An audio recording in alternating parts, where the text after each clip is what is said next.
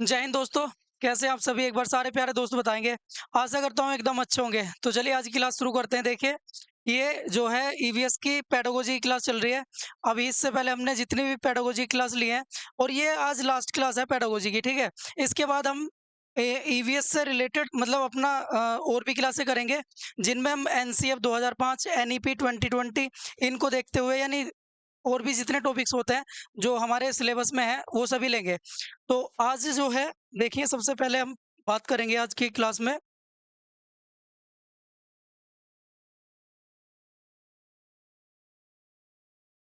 ये सभी हमने पहले कर लिया। आज हम मापन से शुरू करेंगे, यानी मेजरमेंट।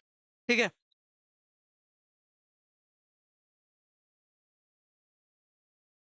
देखिए, मापन यानी मेजरमेंट, इंग्लिश में से कहते हैं मेजरमेंट। अब मापन किसे कहते हैं? सबसे पहली बात तो यही है। देखिए, मापन जो है, देखिए, अगर कोई बालक है, उसके बालक के व्यवहार या फिर वो जो भी अधिगम किया उसने, उसको अधिगम को मतलब उसको देखते हुए उसका टेस्ट जो भी लिया, तो उसे हमने क्या किया, चेक किया या जांचा, फिर उसके बाद उसे नंबर दिए। तो यानी नंबर प्रदान करना या अंक प्रदान करना ही क्या कहलाता है? मापन कहलाता है। तो बालक के व्यवहार या फिर उसके अध्ययन के बाद अंक प्रदान करना, इसी को क्या कहते हैं? हम इसी को मापन के नाम से जानते हैं। जैसे मान के चलो, हमने हमारे पास बालक का हमने टेस्ट लिया, कोई क्या लिया हमने? एक टेस्ट लिया। और टेस्ट मान के चलो ये मैथ्स का टेस्ट था, और टोटल 10 मार्क्स का था ये, और जिसमें से उसे 8 मार्क्स मिले। कितने? 8 मार्क्स। तो हमने क्या किया, इसको, इसके जो अधिगम था इसको, और जो टेस्ट दिया था मतलब, तो उसमें क्या हुआ, जो 10 नंबर का हमने टेस्ट दिया उसमें से 8 नंबर इसको दे दिए, यानी उसकी जो भी उपलब्धि थी जितनी थी, उसके हिसाब से उसको क्या दे दिया? अंक दे दिया। तो यानी 8 नंबर जो इसे मिले, तो यही है इसका मापन, इसके टेस्ट का मापन। ठीक है। तो हमने मापन समझा। अब आगे देखेंगे। अगला टॉपिक है मूल्यांकन। तो मापन में क्या करते हैं हम? किसी को भी अंक प्रदान करते हैं। ठीक है। अब हम बात करेंगे मूल्यांकन की, यानी इवैल्यूएशन। इवैल्यूएशन,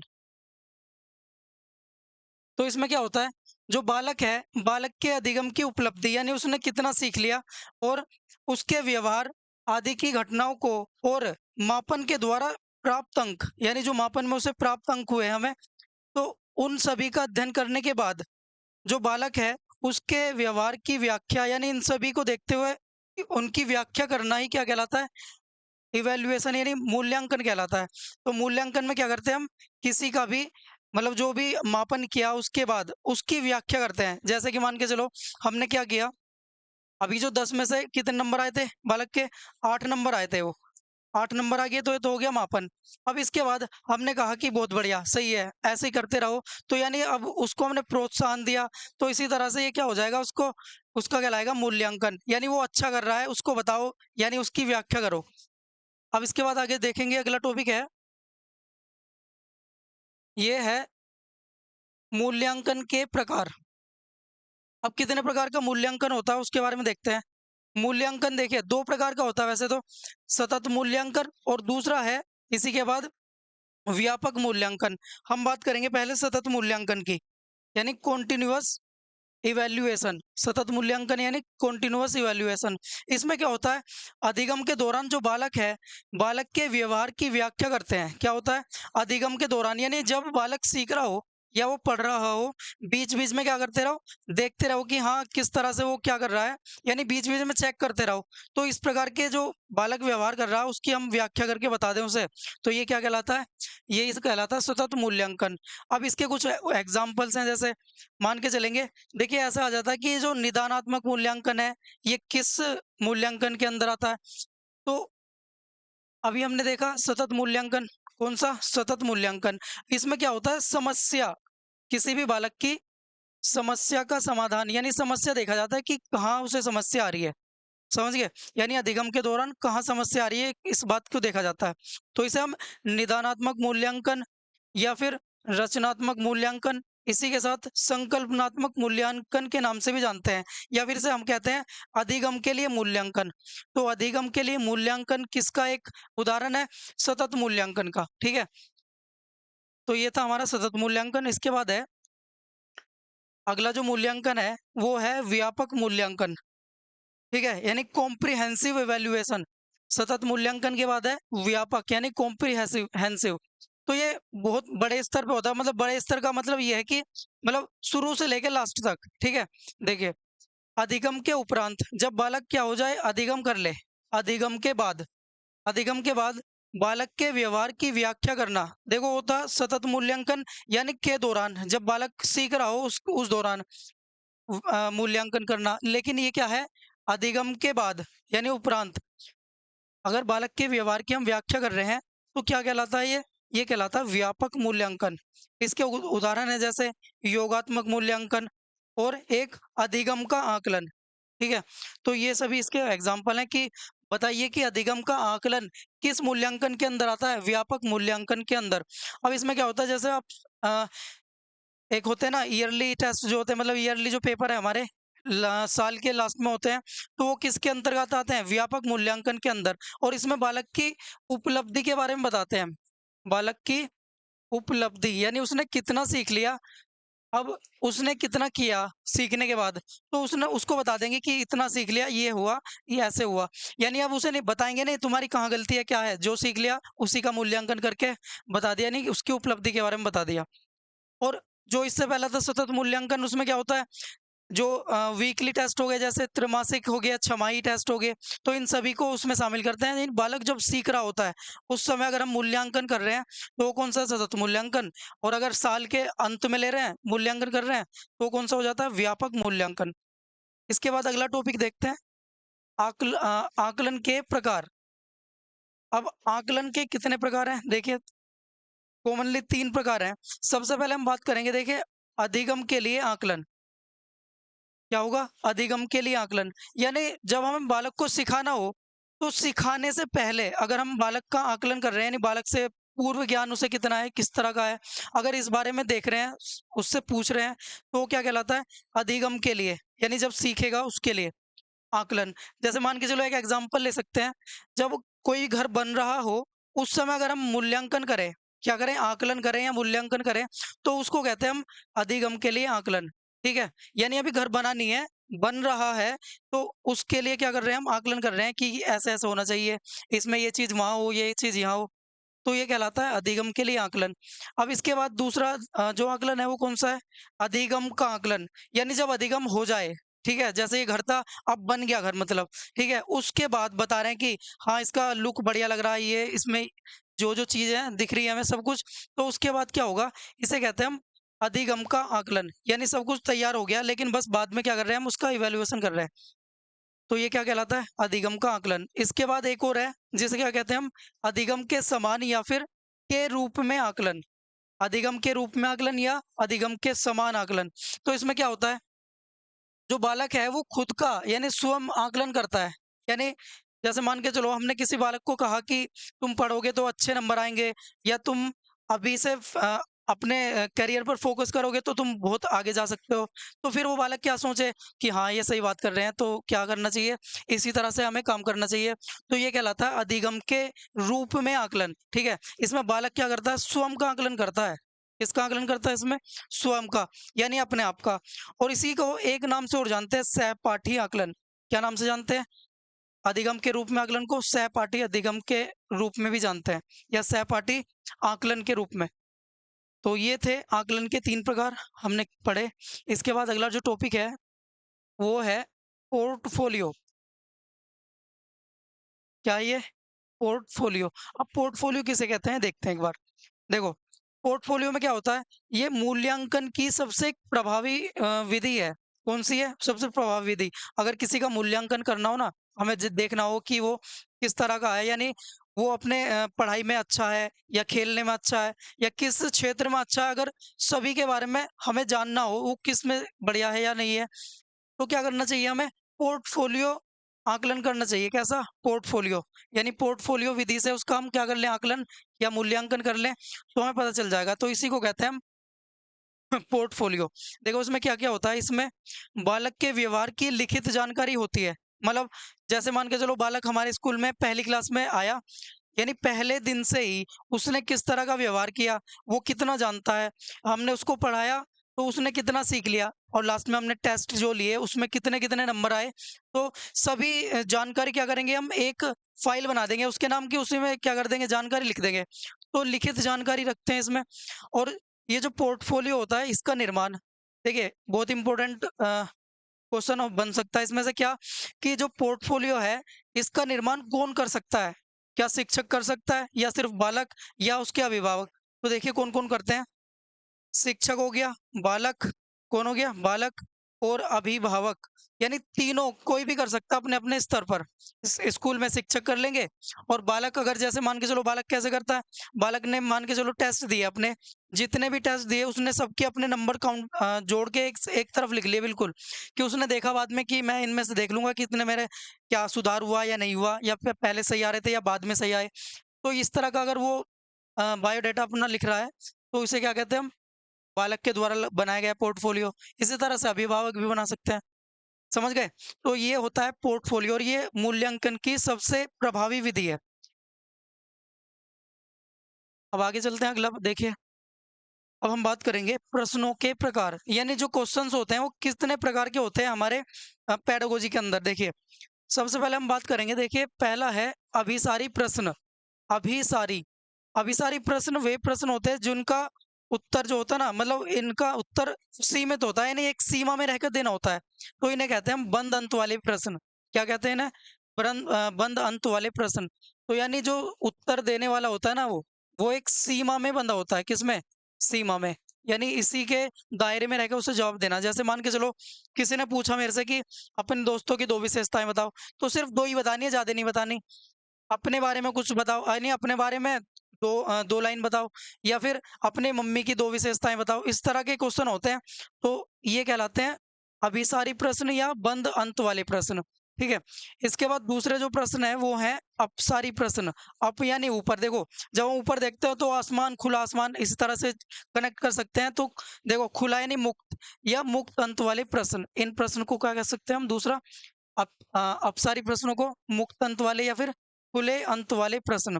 तो इसमें क्या होता है, जो उत्तर देने वाला है ना जिससे हम प्रश्न करेंगे, वो स्वतंत्र होता है उत्तर देने के लिए अपना, क्या होता है, स्वतंत्र यानी फ्री। मतलब उसके मन में जो आएगा फिर वो उसी तरह से उत्तर देगा, ये नहीं कि एक सीमा में देना। तो जैसे मान के चलो हमने किसी से क्वेश्चन किया, अगर मान के चलो पृथ्वी जो घूर्णन कर रही है अपनी धुरी पे, अगर पृथ्वी घूर्णन करना बंद कर दे तो क्या होगा। अब उसके मन में जो भी प्रश्न का उत्तर उठेगा वो देगा। ठीक है, रात नहीं होगी, दिन नहीं होगा, ये सब ऐसे करके। या फिर मान के चलो हमने कुछ और पूछ लिया कि अगर मान के चलो सूर्य उदय ना हो तो फिर क्या होगा। तो इस तरह के क्वेश्चन आएंगे, और इसमें जो उत्तर देने वाला है वो अपने हिसाब से स्वतंत्र है उत्तर देने के लिए। इसके बाद है मूल्यांकन वाले प्रश्न। अब इनमें क्या होता है, जो इनमें होता है तुलना वाले प्रश्न भी कहते हैं ना, यानी इनमें दो चीजों की तुलना करके बताते हैं। ठीक है, यानी कंपैरिजन करते हैं जब उत्तर देते हैं। तो ये हो गया। इसके बाद है तथ्यात्मक प्रश्न, यानी चार प्रकार के प्रश्न थे। कौन से, अभिसारी, अपसारी, मूल्यांकन वाले प्रश्न और तथ्यात्मक प्रश्न। अब ये तथ्यात्मक प्रश्न वे प्रश्न है जिनका सिर्फ एक वर्ड में आंसर आ जाए। जैसे मान के चलो हमने पूछा किसी से क्या, कि बताइए उत्तर प्रदेश की राजधानी क्या है, सिर्फ वो बता देगा कि हाँ सिर्फ एक ही राजधानी है, क्या है, लखनऊ। इसी तरह से हमारे भारत की राजधानी क्या है, या फिर हमारे भारत के प्रधानमंत्री कौन है। इस तरह के अगर फैक्ट यानी तथ्य वाले प्रश्न पूछ रहे हैं तो इन्हें कहते हैं हम तथ्यात्मक प्रश्न। तो ये थे चार प्रकार के प्रश्न जो हमने पढ़े। अब आगे देखेंगे, अगला जो टॉपिक है वो है प्रश्न पत्र के निर्माण। देखिए प्रश्न पत्र का निर्माण कैसे करेंगे, प्रश्न पत्र के निर्माण के चरण। ठीक है, स्टेप कौन से स्टेप है जो हमें फॉलो करने होते हैं किसमें, जब हम किसी भी कक्षा का क्या बना रहे हो, प्रश्न पत्र बना रहे हो, यानी टेस्ट या क्वेश्चन पेपर बना रहे हो। देखिए सबसे पहले क्या करना होता है, देखिए वैसे तो पांच प्रोसेस फॉलो होते हैं। तो इन्हें याद करने के लिए हम एक स्टेप, मतलब एक ट्रिक है। जैसे मान के चलो हमने क्या किया, अभी इन्हें मत देखना इधर, हमने एक पेज लिया A4 साइज का, क्या लिया, A4 साइज का पेज लिया, और इसमें हमने क्या किया, ऐसे तरह से खाने बना दिए, एक, दो, तीन, चार, फिर ऐसे बनाए, यानी ग्रिड बना दिया। हम ये क्या कर रहे हैं, डिजाइन बना रहे हैं कुछ। तो इसमें इधर लिख लिया, पार्ट का नाम हो जाएगा, क्या हो जाएगा यहाँ, पार्ट। इधर हो जाएंगे जैसे क्वेश्चन, हमें किस तरह के क्वेश्चन शामिल करने हैं, हाँ या ना वाले प्रश्न। तो यहाँ हाँ वाले प्रश्न होंगे, कौन से वाले, यहाँ ना वाले प्रश्न होंगे, नहीं जिसका आंसर आए। नहीं में, तो नहीं वाले प्रश्न होंगे यहाँ। फिर उसके बाद इनके कितने अंक होंगे, ठीक है?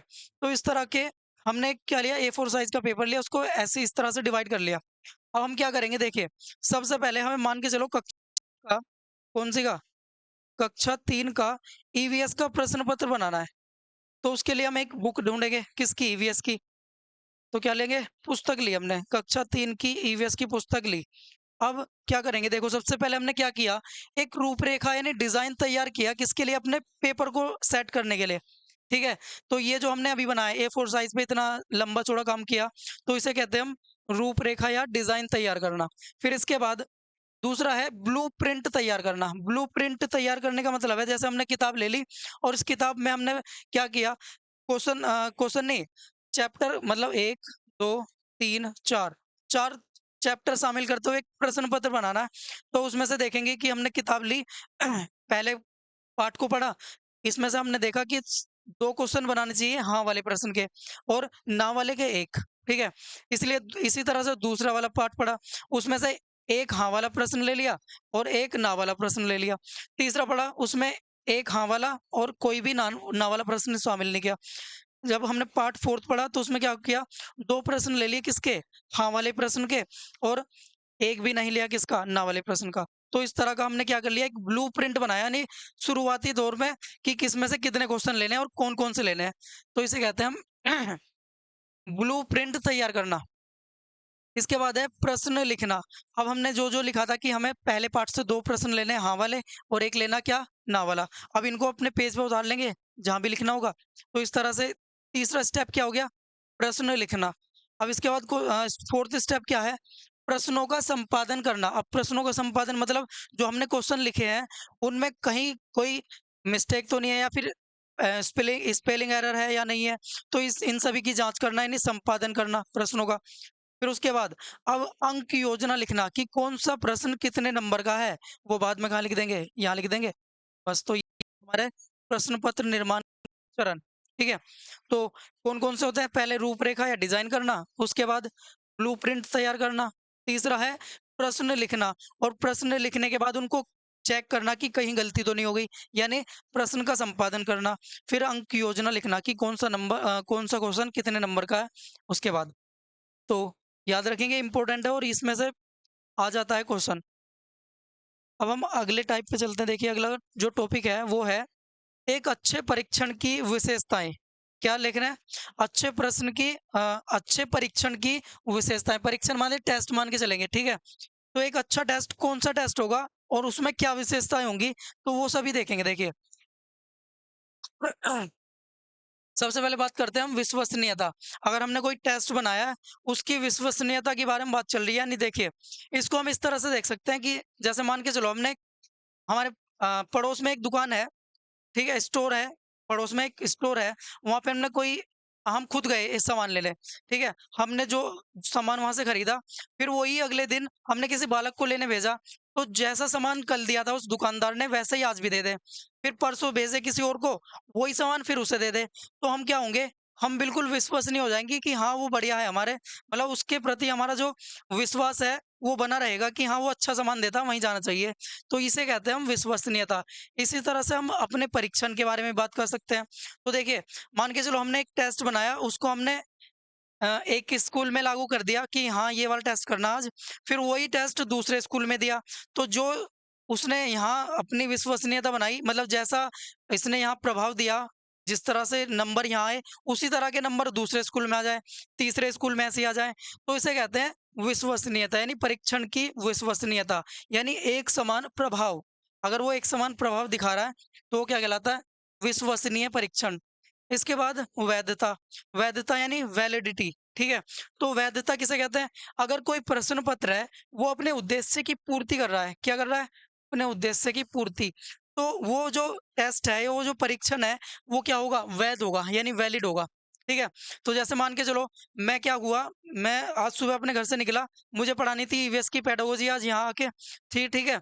तो मैंने क्या किया, मैं रास्ते में ही मेरा मन मन किया कि आज मुझे मूवी देखने जाना है और मैं उधर ही निकल गया।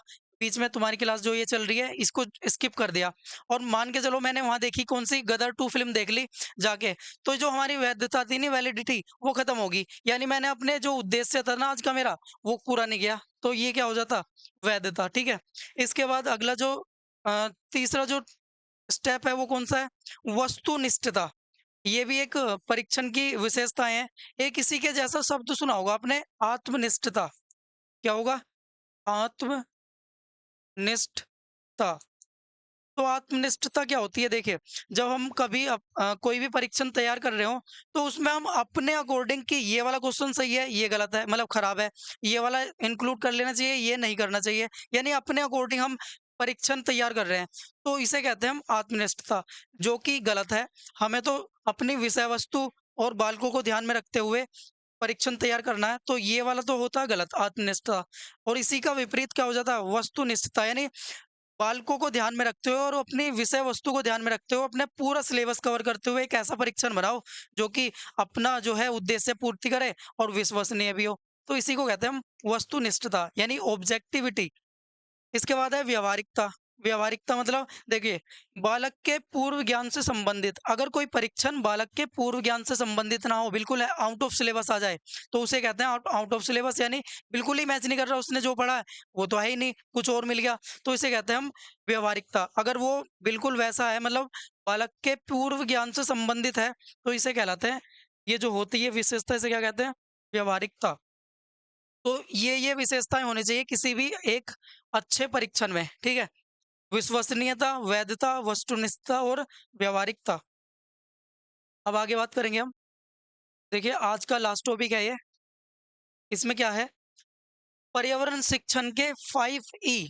तो ये 5 ई कौन कौन से हैं, यानी ये शॉर्ट में लिखे हैं। 5 ई का मतलब है, अभी देखेंगे इनको, एक्सप्लेन करेंगे एक एक करके। देखिए, 5 ई मतलब, पहला ई हो गया एंगेज, दूसरा हो गया एक्सप्लोर, एक्सप्लेन, एलेबोरेट या फिर इवैल्यूएशन। यानी ये पांचों के पांचों ई का मतलब है, देखिए, एंगेज यानी शामिल करना, एक्सप्लोर यानी खोजना, एक्सप्लेन यानी व्याख्या करना, और एलेबोरेट यानी परिष्कृत वर्णन, तो दोबारा व्याख्या करना यानी शुद्ध रूप में व्याख्या करना, इवैल्यूएशन यानी मूल्यांकन। अब देखिए, इन सभी को याद करना बहुत आसान है। ठीक है। और एक एक ही एग्जाम्पल के थ्रू ये सारे याद हो जाएंगे। सबसे पहले क्या है, देखिए, एंगेज यानी व्यस्त रखना या शामिल करना। तो मान के चलो आज मैं अपनी क्लास में आया, मैंने क्या किया, बालकों को कहा कि चलो सभी खड़े हो जाओ और आज हम क्या करेंगे, एक एक्टिविटी करेंगे। एक्टिविटी मतलब एक गतिविधि करेंगे, जिसमें क्या करेंगे, सभी को क्या करना है, अपने एक दूसरे के, मतलब पीछे वाला अपने आगे वाले से क्या करेगा, अपने आगे वाले के कंधों पर हाथ रखेगा, और हम एक ऐसी इसी तरह की एक रेल बनाएंगे। ठीक है। जिसमें जैसे रेल में डिब्बे होते हैं ना, उसी तरह से सब एक दूसरे के कंधे पर हाथ रख के ऐसे खड़े होंगे। और मैंने क्या किया, ऐसे ऐसे घूमना अपनी क्लास में। और मैंने कहा, क्या कहा, उससे पहले मैंने सभी, मतलब अपने जो क्लास है उसमें चारों तरफ लगा दिए, चार्ट्स लगा दिए, अलग अलग तरह के सामग्री लगाई। ठीक है। जो कि टीचिंग लर्निंग मटेरियल होता है। तो मतलब उस क्या कहते हैं उसको, जो हमारी सामग्री है, यानी जो हमारा टीएलएम है, उसमें मैंने देखा कि का लिखा है, कहीं पे लिखा होगा का। मैंने बालकों को कहा क्या, कि जाओ ढूंढो इसमें क्या है, कि इसमें का कहाँ लिखा हुआ है। तो मैंने कहा रेलगाड़ी स्टार्ट, और जाके क्या पता लगाओ का कहाँ लिखा है। तो वो गए। अब देखिए, मैंने उन्हें क्या किया, सबसे पहले ये जो एक्टिविटी करा रहा हूँ उनको कर लिया एंगेज, यानी उनको शामिल कर लिया और व्यस्त कर दिया। ठीक है। तो वो गए, घूमते हुए गए, और फिर वापस आके मुझे बताए, देखिए वो रखा, वो लिखा के। ठीक है। तो ये क्या हुआ, ये उन्होंने क्या कर लिया, खोज लिया जाके, क्या कर लिया, एक्सप्लोर कर लिया। पहले तो एंगेज हो गए, फिर उसके बाद उन्होंने खोजा जाके, तो ये क्या हो गया, एक्सप्लोर किया उन्होंने। फिर उसके बाद आके क्या किया, देखो मैंने एक बार फिर से उन्हें दूसरी एक्टिविटी दी। फिर से गए, रेलगाड़ी स्टार्ट, और जाके मुझे बताओ कि यहाँ पे ये जो पक्षी है ये कहाँ है। तो फिर से गए। अब फिर से जाके उन्होंने खोजा। ठीक है, गए, और जाके खोजने के बाद उन्होंने क्या कहा, आके मुझे बताया, देखिए ये कबूतर ये रहा, मतलब जो पक्षी था, उन्होंने आके अपने हिसाब से सबने नाम बताए कि वो कबूतर है, ये मोर है, मतलब वो मोर था जो आपने बताया था, वो बत्तख थी, जो भी था। तो उन्होंने क्या की, अपने जो टारगेट था उसकी क्या कर दी, व्याख्या कर दी। अब इस तरह से क्या हो गया, मतलब हमारा जो तीसरा था, एक्सप्लेन कर दिया उन्होंने आके। अब फिर उसके बाद मैंने कहा गलत है, सबका गलत है, एक बार फिर से जाओ, दोबारा से देख के आओ। अब दोबारा गए बालक, फिर से आके बताया कि हाँ, उन्होंने क्या देखा, वो तो एक कबूतर था सिर्फ। ठीक है। सबने एक बार फिर से आगे क्या किया, एलेबोरेट किया, यानी परिष्कृत वर्णन, यानी शुद्ध शुद्ध व्याख्या करी आगे, जो भी था वहाँ देखा उन्होंने। तो इसे कहते हैं हम एलेबोरेट या फिर परिष्कृत वर्णन।